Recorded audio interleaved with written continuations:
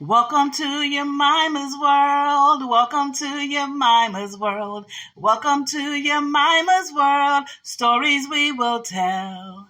Stories from around the world. Stories for every boy and girl. Welcome to your Mima's world. Welcome to your Mima's world. Welcome to your Mima's world. Stories we will tell. Welcome to your Mima's world and welcome to story time, lunchtime story time, I should say. And today's story is called Circle, Unbroken, and it is written by Margot Thies Raven, and it is illustrated by E.B. Lewis. And again, the illustrations are beautiful. Circle, Unbroken is a story of a basket and its people. So what kind of baskets are we going to be talking about? Let's find out. Let's get into it. Now, you've asked me, child, how I come to sew. Well, put yourself in Grandma's arms and listen to a circle tale from long, long ago. Once, your old-timey grandfather lived in a village by a fine flowing river across a wide, deep ocean in faraway Africa. On the hills by the river grew pale stalks of rice to feed the village and the spirits of the land. By the banks of the river grew tall, grassy reeds to weave into baskets to winnow the rice. One day after harvest, when he was no longer a boy, but not yet a man, your old-timey grandfather was led by the men who lived in the village to a grove in the forest where the palm trees grew. It was their sacred place, the poro bush, not far from the rice in the fine flowing river where the men beat their drums and a boy became a man. "Can you bring water in a basket?" a masked spirit asked him there. When he answered yes, the men of the village took him to the grove, gave him a name, and taught him all they knew, just as I'm teaching you. They taught him to make ropes and nets and traps, to hunt in the woods and harrow and hoe, to make drums from logs to pound as he danced, and to sew great baskets to hold the rice. The basket starts here, they said, and taught his fingers to talk. To make a knot first, a coil, a circle, unbroken. Then his basket grew and grew, circle on circle and coil on coil. And when his fingers talked just right and the wet season came, his basket held the rain and the men were pleased, just as I am pleased with you. But the wide, deep ocean held the rain too. And the rain fell bitter as your grandfather's tears when the slave men came and bound him in chains and stole him from his village to a ship bound for a strange new land. In the port of Charleston, he was put on a stand and he heard the auction man cry, "Going fast, going slow, going high, going low." He was sold to a master who owned a great plantation by a long, curving river that flowed to the ocean that touched the shores of his faraway Africa. He lived in a shanty shingle with cypress. He worked in the rice fields from day clean to sun go red. But long night after long day, he sewed baskets in the old way, from the bulrush that whooshed and hushed by the marshes and the rivers that flowed out to the sea. The grasses brought him comfort. His fingers knew their secret. "Never forget," they whispered, as he sewed palmetto strips in and out, around and through. His circle grew and grew, and when his fingers talked just right, his basket held the rain, and he remembered from where he came. Now, on a nearby plantation lived your old-timey grandmother, who came too from a village across the wide, deep ocean. Long ago, when she was not yet a woman, but no longer a girl, the women of the village took her into the sandy bush, their sacred place, and taught her all they knew. She learned to grow a garden of cassava and sweet potatoes, to fish with nets when the river was low, to winnow rice in a fanner basket, tossing the grains up fast and slow. She learned how to sew small baskets to hold the treasures of her hut, ginger, palm fruit, and cola nuts. And when her fingers talked just right, each coil touched so tight her basket held the rain.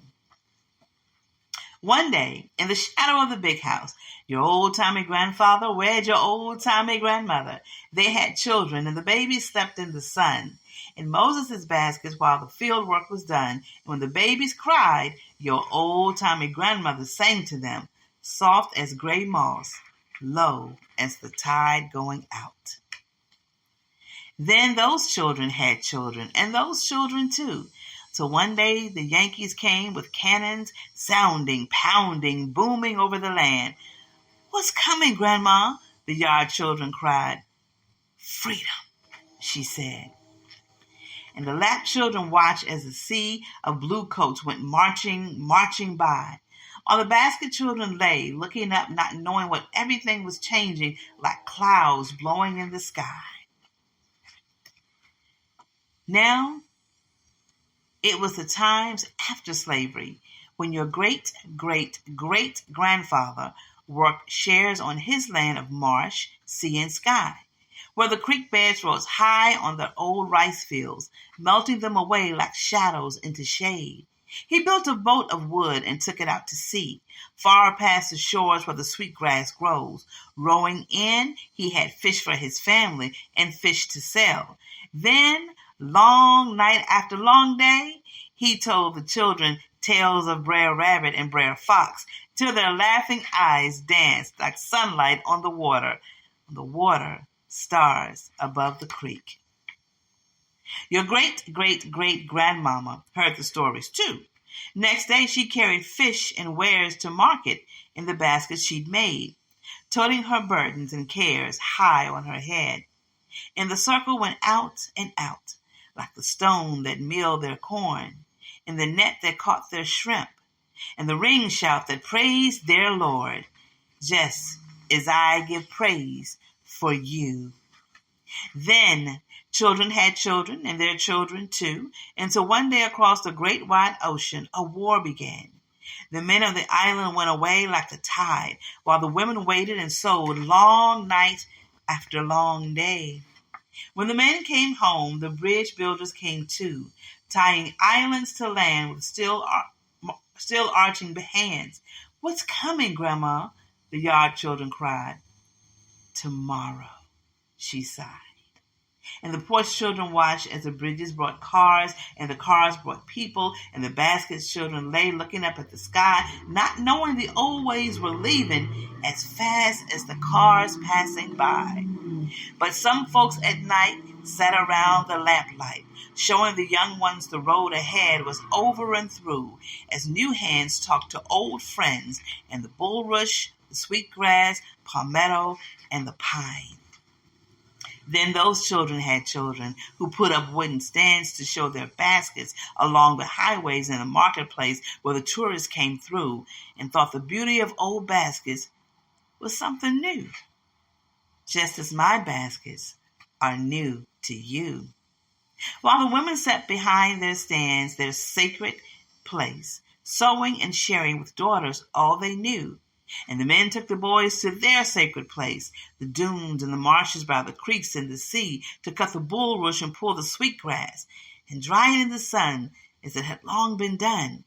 So it has always been, time flowing like a river, circle going out like a pebble in a pond, until I came along, your mama and you. And time has come now, child, for you to learn the knot that ties us all together, the circle, unbroken. And when your fingers talk just right, that circle will go out and out again, past slavery and freedom, old ways and new, and your basket will hold the past just as surely and tightly as my arms now hold and circle you. Oh, I love this book. So the sweetgrass baskets that this book is talking about, traditions of the Gullah Geechee people. And they learned it, of course, from their African ancestors. And I love the way that the story talks about the beginnings of the basket and how it was taught differently to men and how it was taught differently to women. But still, the stories were the same. They just learned how to produce or how to make the baskets. And the stories of the basket, the circle of the basket, I've never seen them actually make the baskets. I have not been lucky enough yet to go down to South Carolina to visit with the Gullah people. I would love to just spend a weekend there, just in their presence. But this book, Circle Unbroken, is a great book of how stories get passed down from generation to generation within your family. And this sweetgrass basket is the focal point of the stories in this particular family. And so I want you to think about, in your family, what is a focal point that stories have been passed down from generations to generations to generations. In my family, on my mother's side, it's food. My mother's mother and my mother were very, very famous for being able to cook, and the meals that they prepared were extraordinary. On my father's side, it's music. Music has been passed down through generations on my father's side.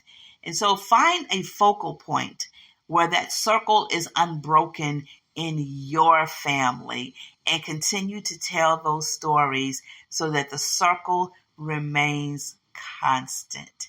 I hope you enjoyed story time or lunchtime story time. I'm going to get it right, I promise you. Lunchtime story time, Circle Unbroken. Until next time, I will see you on the other side. Peace, family.